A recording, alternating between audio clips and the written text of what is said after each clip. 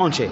آئیے سامعین ذوال احترام الاحتشام، حضرت سیدنا عبداللہ ابن عمر رضی اللہ تعالیٰ عنہ سے مروی ایک شخص نے تاجدار حرم کی بارگاہ میں عرض کیا، کون شخص اللہ تعالیٰ کو سب سے زیادہ محبوب ہے اور کون سا عمل اللہ تعالیٰ کو سب سے زیادہ پیارا ہے؟ تو کریم آقا جی اعلیٰ نبینا علیہ الصلوۃ والسلام نے ارشاد فرمایا، احب الناس الی اللہ انفعهم للناس واحب الاعمال الی اللہ سرور تدخلہ علی مسلم او تکشف عنہ کربۃ او تقضی عنہ دینا او تطرد عنہ جوعا ولا ان امشی مع اخ لی فی حاجۃ احب الی من ان اعتکف فی ھذا المسجد یعنی مسجد المدینہ شہرا، یعنی لوگوں کو بہت نفع پہنچانے والا اللہ تعالیٰ کے محبوب ترین بندوں میں سے ہے۔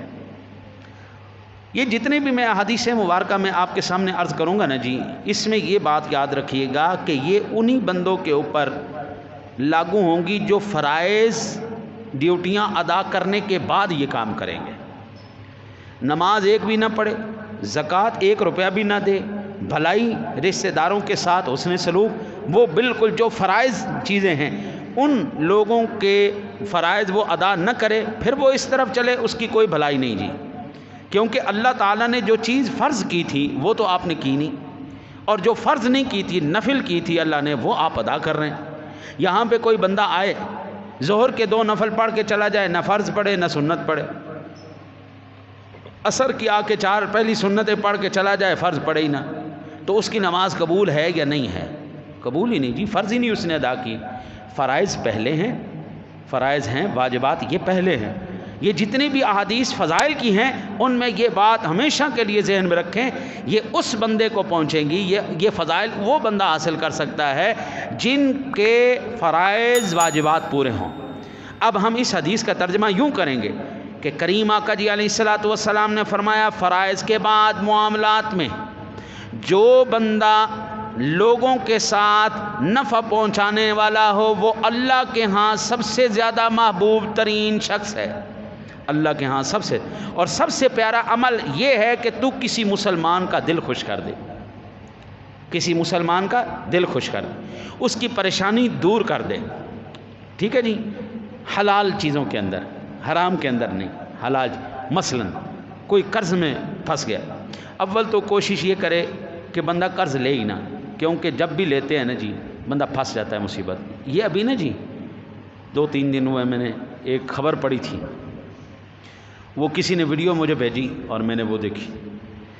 آج کل ایپ چل رہی ہے قرضہ ایپ، قرضے دیتی ہیں کچھ ایپ، بر وقت لون یا بر وقت قرضہ اس طرح کر کے ہے۔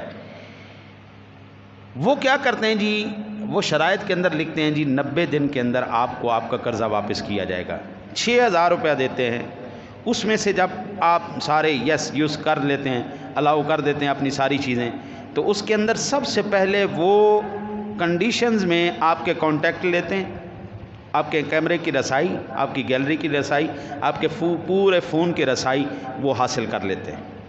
اب وہ بیٹھے کہیں اور ہیں لیکن فون کے اندر جتنی تصویریں ہیں، ویڈیوز ہیں، جتنے نمبر ہیں وہ سارے ان تک پہنچ گئے۔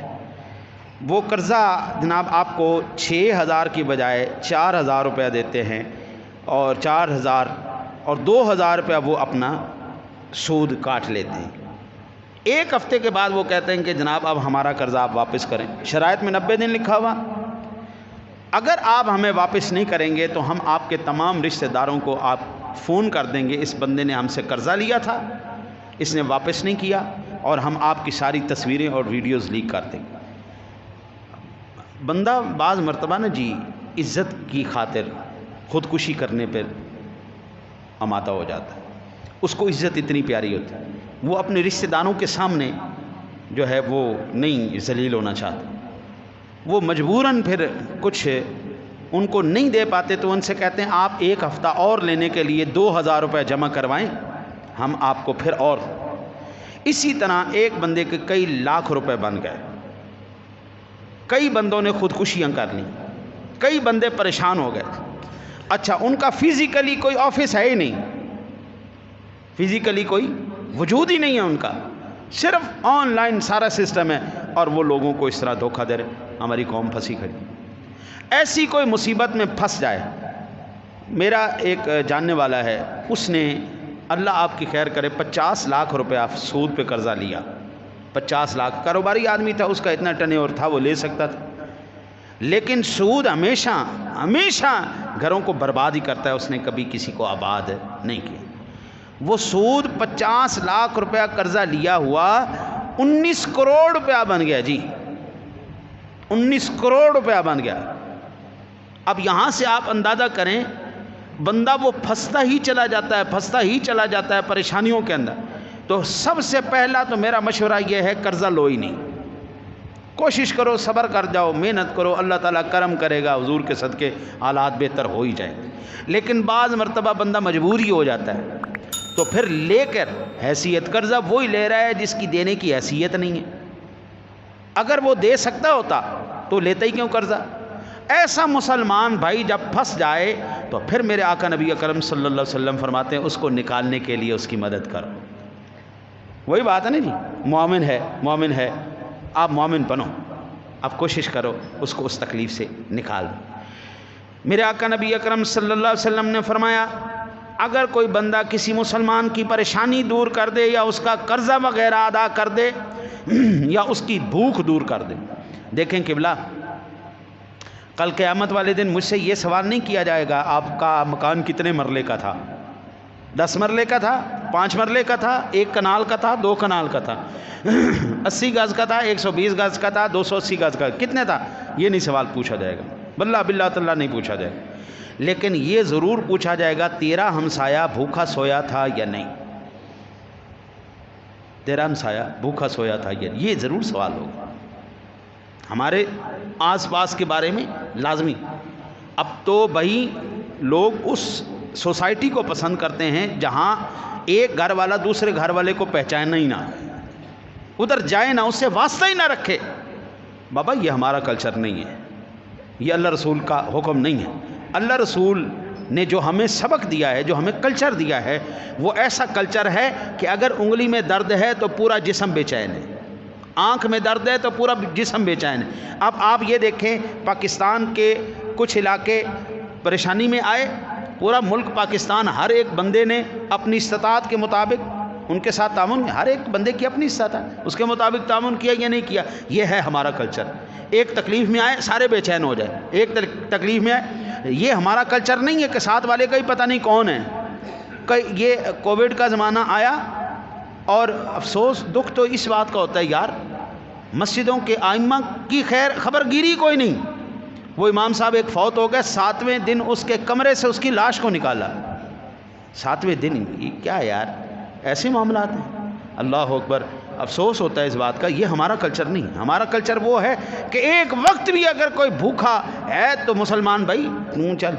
حضور فرماتے ہیں سالن جب بنایا کرو نا تو بیچ میں شورا زیادہ کر لو، سوپ اس کو زیادہ کر لو، تاکہ ایک کولی ساتھ والے کو بھی دے دو. یہ ہے ہمارا کلچر، یہ ہے ہمارا کلچر، یہ ہے اسلامی کلچر. حضور فرماتے ہیں ایسا بندہ جو کسی مسلمان کی تکلیف کو دور کرے، کسی مسلمان کا قرض دے یا اس کی بھوک دور کرے، اپنے مسلمان بھائی کے ساتھ اس کی ضرورت پوری کرنے کے لیے جانا مجھے اس مسجد نبوی میں 1 ماہ اعتکاف کرنے سے بھی زیادہ پیارا ہے. مسجد نبوی میں 1 مہینہ کوئی بندہ اعتکاف کرے، اس سے بھی زیادہ فضیلت والا کام یہ ہے جو میں نے آپ کو ابھی عرض کی. یہ المعجم الاوسط کے اندر 6026 نمبر پر حدیث پاک موجود ہے. یہاں سے آپ اندازہ فرما لیجئے قبلہ کہ اللہ والوں کے درباروں پر آج بھی آپ دیکھیں نا جی، وہاں پر ایک چیز چل رہی جس کو ہم کہتے ہیں لنگر شریف. اولیاء آسمان سے نہیں اترتے، اور اللہ کے ولی آپ لوگوں میں سے اٹھتے ہیں.